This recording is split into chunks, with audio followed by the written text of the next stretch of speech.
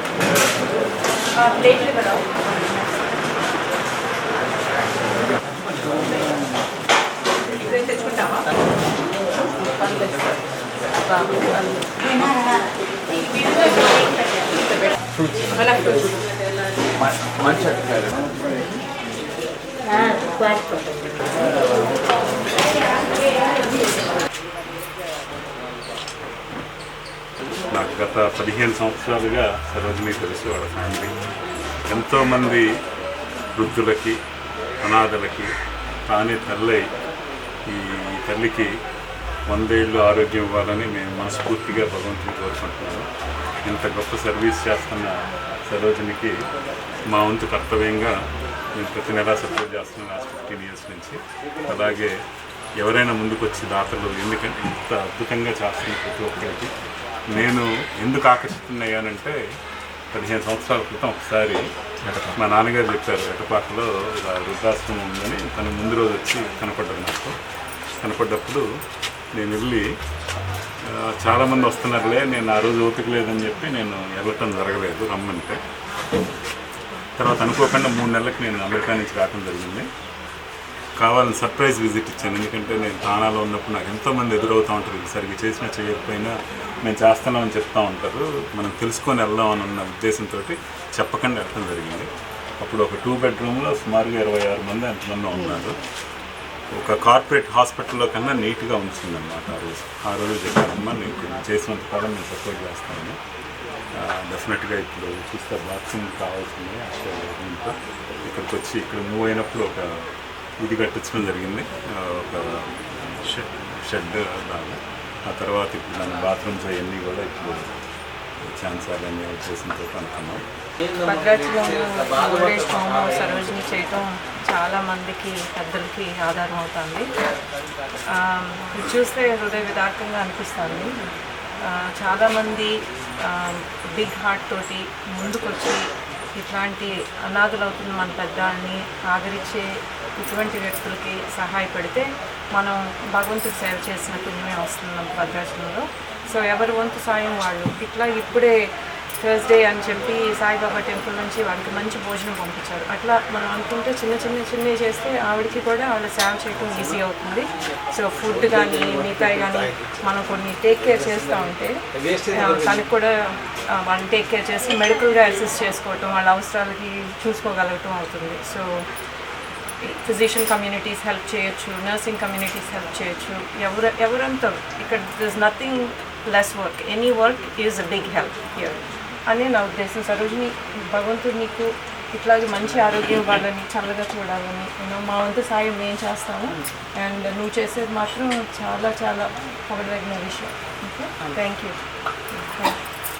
వారి కోడలు నిర్మ గారు, వారి కూతురు డాక్టర్ భట్టు గారు, మరి మనవరాళ్ళు వచ్చి ఈ ఆశ్రమానికి వచ్చి ఈ ఆశ్రమంలో ఇవాళ ఈరోజు మంచి సేవా కార్యక్రమాలు చేయడం జరిగింది.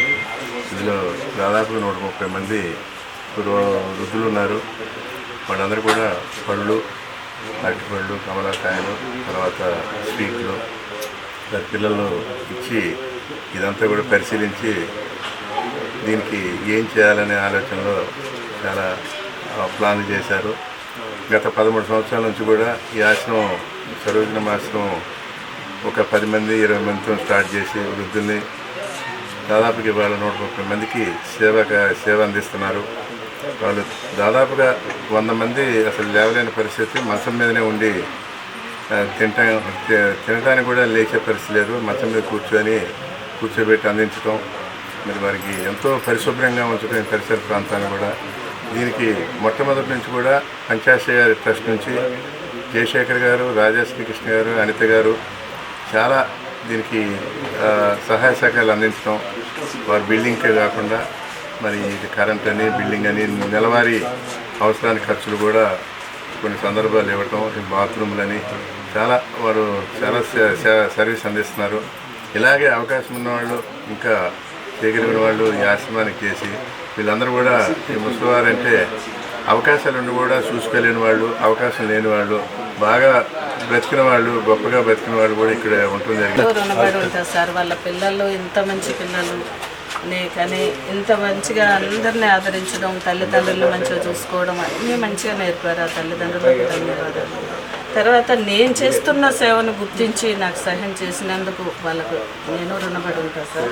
పాదాలు నువ్వు చేసేది మీరు వచ్చినందుకు కూడా చాలా సంతోషం సార్. ఎప్పుడు వచ్చినా వచ్చి చూసి వెళ్ళండి. మీరు ప్రతి నెల నాకు సహాయం చేస్తున్నారు. సంవత్సరానికి ఇంత అని అందుతుంది.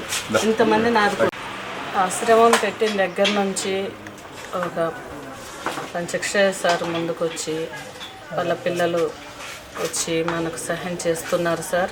ఫస్టే మనకు ఇల్లు కూడా కట్టడం, షెడ్ కట్టియడము అవన్నీ ఇప్పటికి కూడా నెల కూడా సహాయం చేస్తున్నారు.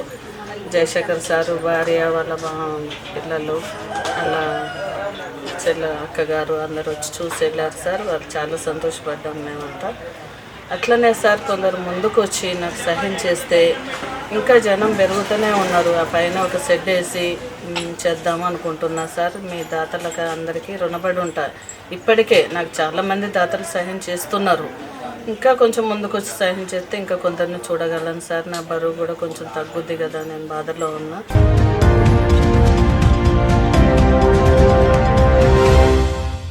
ప్రియమైన 8TV ప్రేక్షకులారా, 8TV తాజా వార్తల నోటిఫికేషన్ మీ దరికి ఎప్పటికప్పుడు చేరాలంటే ఇప్పుడే 8TVని సబ్స్క్రైబ్ చేయండి.